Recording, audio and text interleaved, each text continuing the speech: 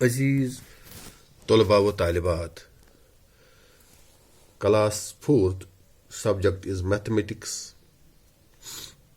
Topic ہے long and short. میرے پیارے بچوں، ہمارا جو آج کا ٹاپک ہے جس کے اوپر ہم بات کرنے جا رہے ہیں وہ ہے لانگ اینڈ شارٹ. مطلب لمبا ہونا یا چھوٹا ہونا کیا چیز ہے. لمبا ہونا یا چھوٹا ہونا، ہم جس کمرے میں بیٹھے ہیں، جس کلاس روم میں بیٹھے ہیں، یہاں پر ہی ہم پہلے اس کسی چیز کے لمبے ہونے کو یا کسی چیز کا چھوٹا ہونا ہر سمبھو سمجھنے کی کوشش کریں گے. فار ایگزامپل، میں یہاں آپ کے سامنے آپ میں سے ہی 2 بچوں کو یہاں کھڑا کرتا ہوں، اور یہ دونوں قد و جسامت کے اعتبار سے آپس میں بالکل برابر نہیں ہیں. ان 2 بچوں میں سے ایک بچہ تھوڑا سا قد کے اعتبار سے چھوٹا اور دوسرا اس کے مقابلے میں قد کے اعتبار سے لمبا ہے.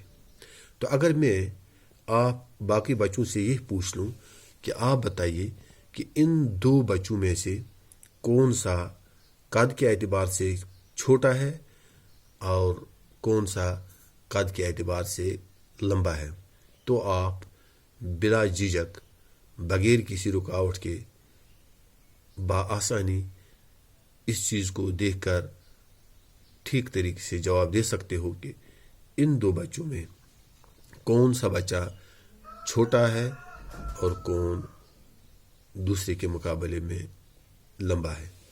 تو اب میں ایک اور چیز بھی کر سکتا ہوں. یہاں میں 2 کاپیوں کو بھی لے سکتا ہوں، ایک تھوڑی وہ لانگ ٹائپ بک، نوٹ بک، اور دوسری اس کے مقابلے میں کم سائز کی بک ہوتی ہے. تو اگر میں آپ میں سے کسی ایک بچے سے یہ پوچھ لوں، بیٹا آپ بتائیے کہ ان میں کون لمبی سائز کی ہے اور کون چھوٹی سائز کی ہے، تو یہاں بھی آپ باضابطہ طور پر اس چیز کو دیکھ کر بآسانی جواب دے سکتے ہو.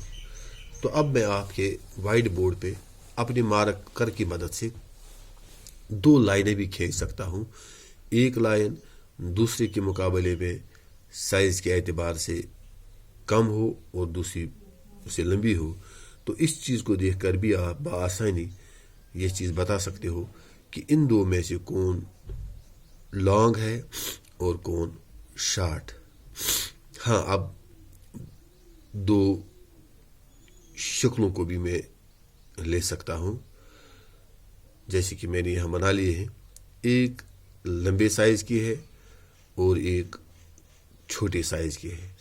یا ہم کہیں یہاں داغے کے 2 ٹکڑے لے جائیں گے، ایک تھوڑا سا چھوٹا، دوسرا اس کے مقابلے میں لمبا. تو ہم ایک ایک کر کے بھی بچوں سے پوچھ سکتے ہیں کہ بیٹا بتائیے کہ ان میں کون چھوٹا اور کون لمبا ہے. دوسری بات، اگر ہم یہاں ایل لکھیں گے تو ایک لکھیں گے سمال اور ایک لکھیں گے کیپٹل. تو سمال اور کیپٹل میں بالکل فرق ہے.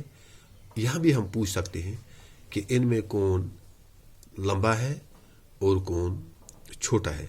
تو ٹھیک اسی طریقے سے یہاں ہمارے آس پاس میں ایک کھڑکی اور ایک دروازے کو لے لیں گے تو بچے سے یہ بھی پوچھ سکتے ہیں کہ بیٹا آپ بتائیے کیا کھڑکی چھوٹی ہے یا دروازے کے مقابلے میں لمبی ہے.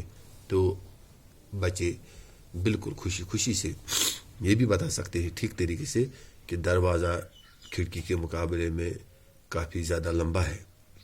تو اس طریقے سے ایک اور بات، جس بلڈنگ میں ہم بیٹھے ہیں اور اس کے مقابلے میں ہمارے باہر باتھ رومز ہوتے ہیں، کیا یہ بلڈنگ باتھ رومز کے مقابلے میں لمبی ہے کہ چھوٹی ہے. یہاں بھی بآسانی بچے اس کا جواب دے سکتے ہیں.